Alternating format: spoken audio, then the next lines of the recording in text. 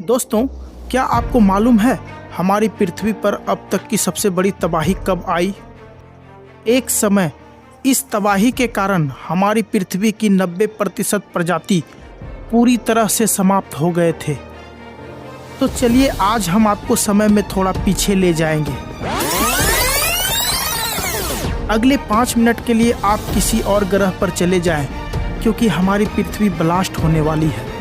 आज से करीब 6.5 करोड़ साल पहले इस वक्त धरती का मौसम बड़ा ही सुहावना था।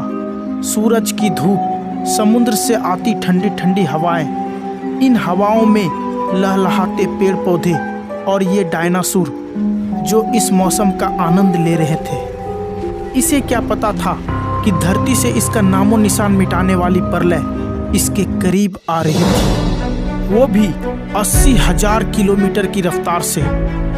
जी हाँ दोस्तों, हमारी पृथ्वी के और माउंट एवरेस्ट से भी बड़ा और भारी उल्कापिंड लगभग 80,000 किलोमीटर प्रति घंटे की रफ्तार से पृथ्वी की ओर बढ़ रहा था।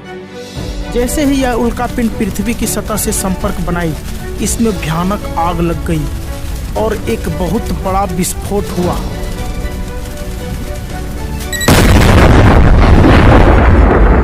यह धमाका इतना खतरनाक था कि पृथ्वी के लाखों मीट्रिक टन धातु अंतरिक्ष में चले गए।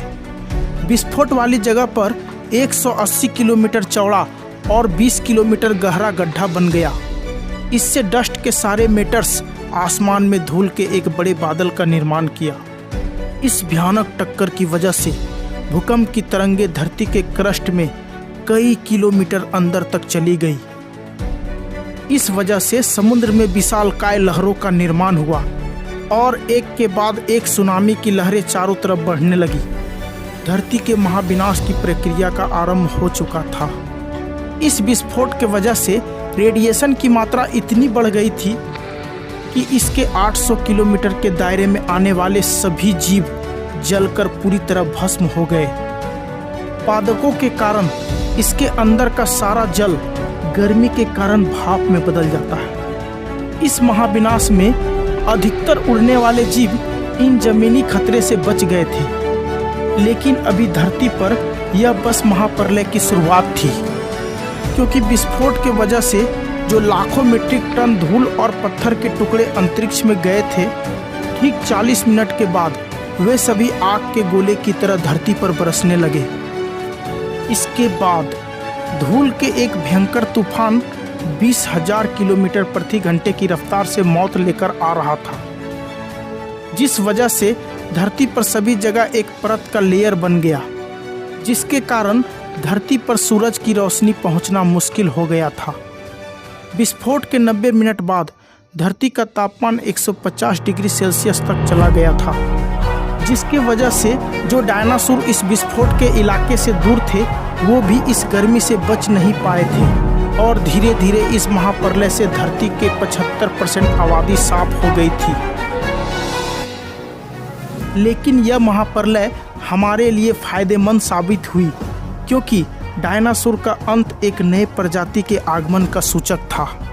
मैमल्स, ज़्यादातर मैमल्स अपने आप को इस महाप्रलय से बचा लिया था, क्योंकि ये गर्मी से बचने के लिए धरती के अंदर बिल बनाकर रहता था और जिंदा रहने के लिए यह सभी कुछ खाना प्रारंभ कर दिया था। महाप्रलय के हजारों साल बाद अब धरती पूरी तरह से डायनासोर से मुक्त हो गई थी और धरती पर एक नई शुरुआत की प्रक्रिया चल रही थी। लेकिन अभी भी मनुष्य का आना बाकी है। दोस्तों, अगले वीडियो में हम जानेंगे कि धरती पर हमारे पूर्वज आदि मानव का निर्माण कैसे हुआ। इससे पहले अगर आपने हमारा ब्रह्मांड और पृथ्वी का निर्माण वाली वीडियो नहीं देखी तो ज़रूर देख लें।